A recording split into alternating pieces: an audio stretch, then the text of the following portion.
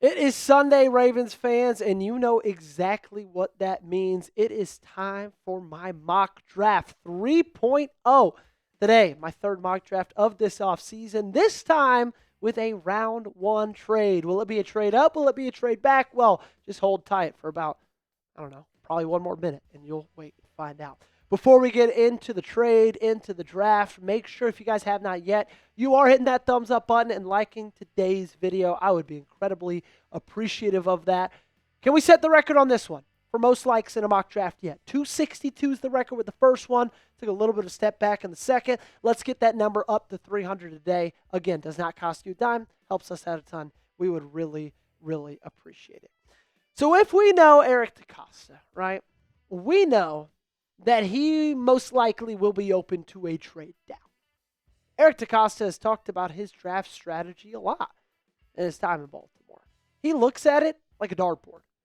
He looks at it kind of like a thing that, hey, you're either lucky or not. And he likes to think the more throws you have at a dartboard, the better chance you have of hitting a bullseye. So if they get to 14 and nobody's there that they're like, okay, we have to get this player and we have to do it right now, would not be shocked in the slightest if Eric DeCosta and the Baltimore Ravens decided to move back, pick up some extra draft capital, and then go throughout their day and just see how the board falls to them. So that's what we're doing in today's draft trade. And we're going to do a little Jim Harbaugh, Jesse Minter, old head coach, defensive coordinator trade, because you will send the Los Angeles Chargers your 14th overall pick, but in return, you get their first-round pick at 22, so you move back 8 spots, but you pick up an additional second-rounder, and I went ahead and gave us some insurance. How about throwing a third-rounder for 2027? And the reason you're cool to do this is because there's a decent chance that some really good players fall to 22, just like Kayden McDonald, which is where we are going with our first-round selection, defensive tackle out of Ohio State, the Ohio State University, and there is a lot to like about this player. I think that automatically the first thing that jumps out when you think about him, when you look at him, is his ability, like I said, to defend the run. 65 tackles in 14 games, 9 of those for loss, 3 sacks, 10 pressures, and 1 pass breakup as well. Look, your pass rush definitely needs help. So I can see everybody pounding the table, wanting a defensive end, wanting an edge rusher, not wanting an interior defensive lineman like Kayden McDonald. I get that. But he is a day one starter, ladies and gentlemen. He is one of those guys that's going to be able to come into that room and be on the field come early September. Right now, we don't know what's going on with Nadame Tucker. We hope via his social media over the last couple of weeks that things are getting positive. Obviously, I'm a big fan of Travis Jones, but those guys rotate so much throughout a game. You need as many cats in there as you can that you have confidence in. And last year, like outside of Travis Jones, who on the interior did you have confidence in? John Jenkins? Like, Kayden McDonald is going to be a star in this league, okay? And I'm more than happy getting an extra second, a third for next season, and just falling into a player like him. Seems like that's something Baltimore does really, really well when it comes to the NFL draft. What's your one-word reaction to the Ravens selecting Kayden McDonald at 22? Let me know down below in the comment section. I think it's solid, okay? That's my pick, and of the word, I want to hear y'all's word down below. Round 2, 45. This is your original selection, or your original pick, you on the 45th overall pick. You're going to take Eli Stowers, the tight end out of Vanderbilt. A little bit spicy, but I'll explain my reasoning why in just a second.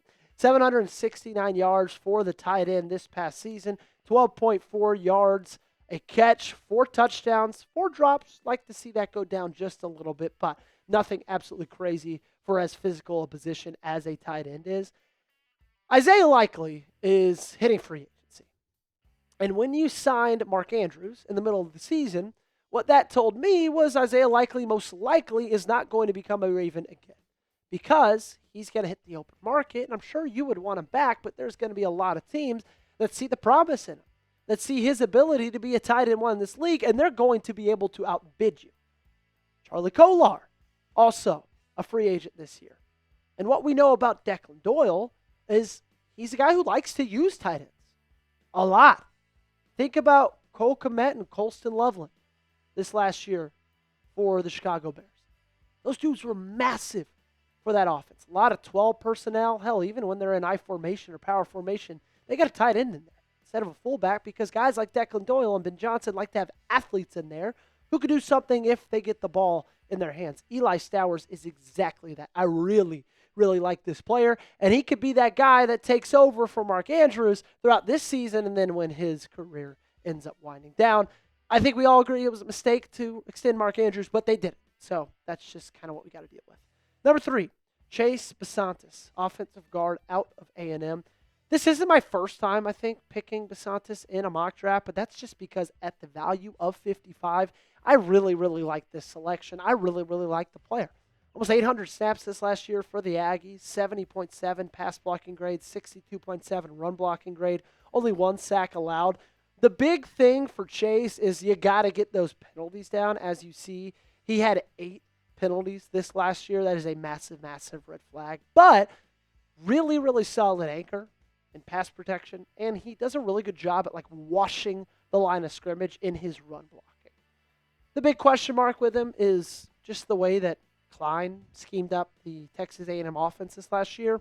He hasn't been asked to play in space a ton. And I think that's what we got so frustrated with last year with Andrew Voorhees and Daniel Faalele was their lack of an ability to do that. But for where you're getting him, this might be one of the best value picks for an offensive guard in the draft. This is a guy that I would not be surprised if by the time the draft day comes around, he's an early second rounder after what he does at the combine and people get a little bit more time to talk to him and watch that tape. Round 3, you're going to go offense again. I get it. Heavy offense. I'll explain why in a second. And you're going to get wide receiver Zachariah Branch. Okay? I did not want to go back to the offensive side of the football at pick number 80.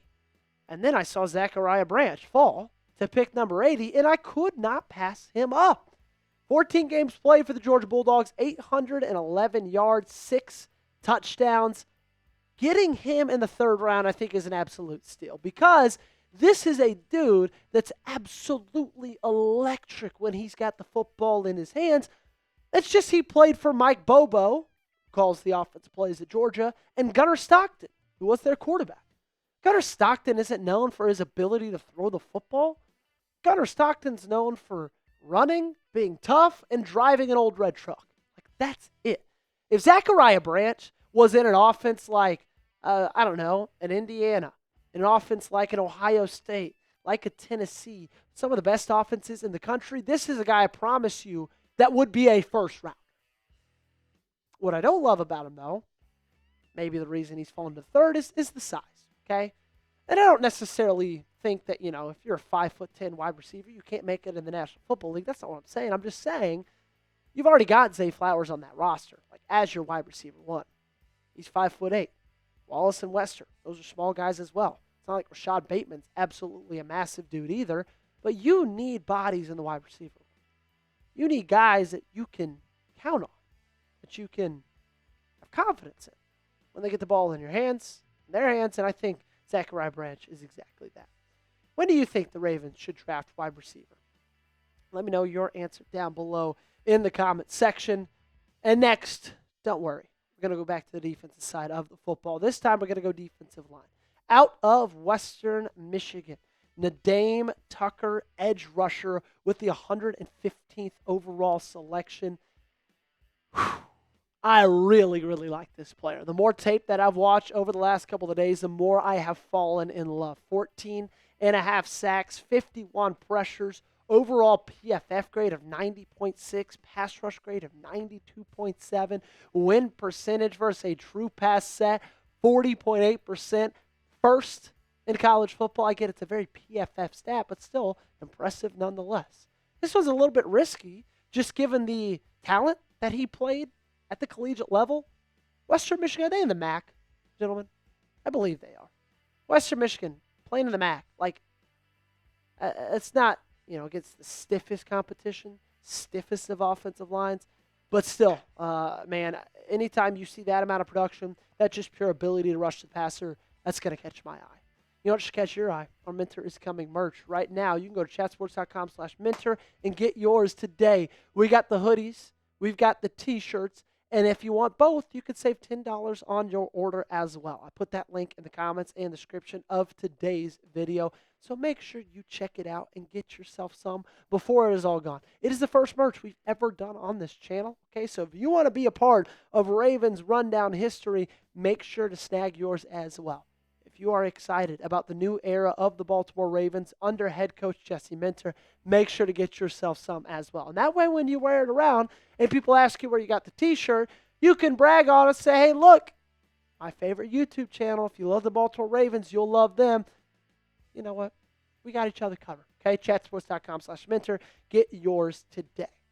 Round 5. You might not like this. I'm going back to the wide receiver room with Jacoby Lane. Look, I'm going to talk about Jacoby Lane in a similar light as how I talked about Zachariah Branch. If that dude falls to you in the 5th round, that's going to be a hard guy to pass up. And what I like about Jacoby Lane a lot is he's a different kind of receiver. This dude's 6'4", okay? Lamar Jackson hasn't had many of those on his team. And I thought he was obviously statistically not as good as Mekhi Lemon, but like he had just as many flashy plays in 2025. 4 touchdowns, almost 750 yards, 15.2 yards a catch. And I honestly believe that in this mock draft so far, through 5 rounds, this is the best pick I've got. I think maybe in all 3 of my mock drafts, getting Jacoby Lane in the 5th round for the Baltimore Ravens, the fit of all those things, this is the best pick I've got. I just got to pat myself on the back for a half second. To round out round 5, you got a few more selections. We took Max Llewellyn, edge rusher out of Iowa. This guy, I think, is a really underrated edge rusher just because of how good he is at playing the run as well. A lot of guys don't really have that ability. They're kind of, I don't want to say one-trick ponies, but really all they do is, be able to get to the passer. This guy can do both. This guy's a really, really strong anchor against the run. He's big. He's physical. Like, he is so strong. He's one of those dudes that puts your hands on you, you're not going to be able to shed him. If he puts his hands on you with a little bit of a Reggie White hump move, I promise you, your left tackle or right tackle is going to be flying across the screen. Also, when it comes to defensive or offensive linemen, this might be a little bit biased, but going the way of the Iowa Hawkeyes is never really that bad of an idea. I think you add another offensive lineman in the 5th round. Give me Jaden Roberts out of Alabama. And then cornerback Zachariah Davis in the 5th as well.